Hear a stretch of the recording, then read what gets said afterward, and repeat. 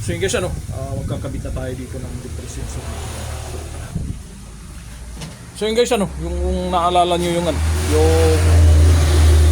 na-picture ko dati, i-vlog ko na to dati. Puno to ng yelo. So ngayon, dumating na itong depress sensor niya. So ikakabit na lang natin to para madala na natin to doon sa mga boys, sa may-ari. So to guys, panoorin nyo guys yung so itong ganitong refrigerator, inverter, tapos no cross siya.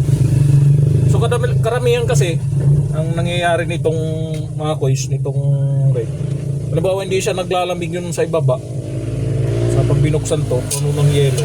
So ito guys ang sira niyan, depress sensor. So kakabit lang natin to dito guys. Yan. So guys, yan, kakabit lang natin to guys para tapos ipapaganahin natin yan.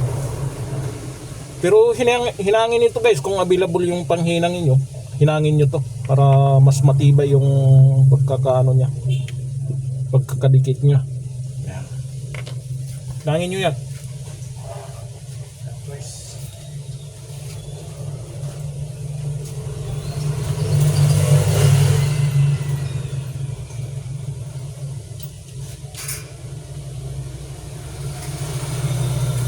Ayun hinangin natin yan guys. Maganda yung pagkakadikit nyan. Yan.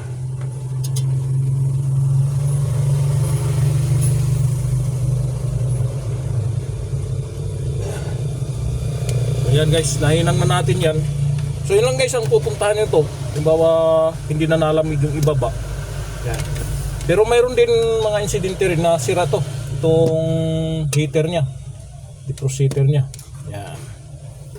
So sana makatulong sa inyo guys. Alright. So yun guys, tingnan natin kung ano yung laman nitong depress sensor. So ayan, ito guys, depress sensor to ng ng refrigerator. So titignan natin kung anong laman ba nito para malaman natin kung, so tignan natin guys. Matigas.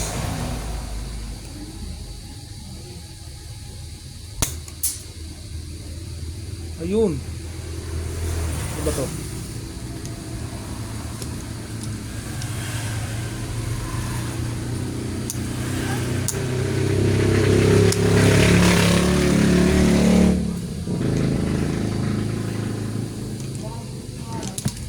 So yun guys, ano ba to?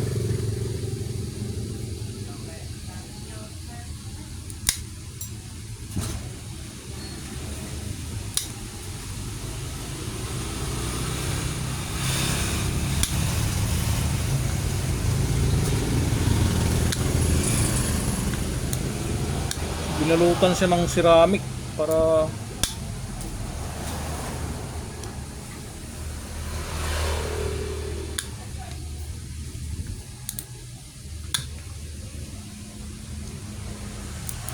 yes, para malaman natin, sabay-sabay natin tutuklasin kung anong laman ba nito.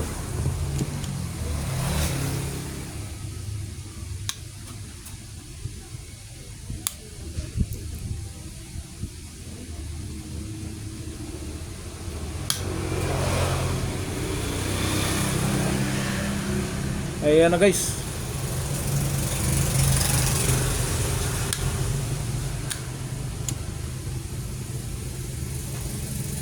Asus, maliit pala na to.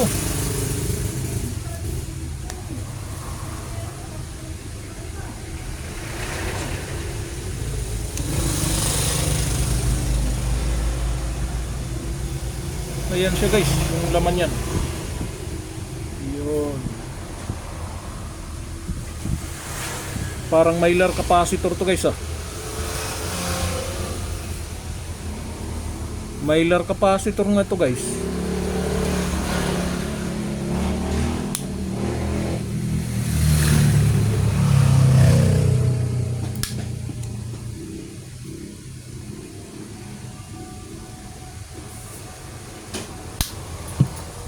Wala nang laman eh. Yun. So yun lang guys eh. So mailar ng capacitor to. So tignan natin to guys. Tignan natin.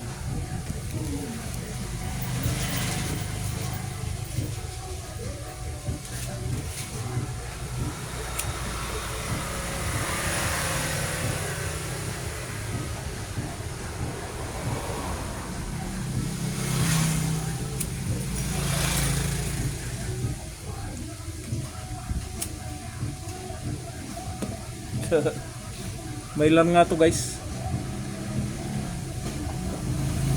Ayos ah. Yun lang palang laman guys. Alright.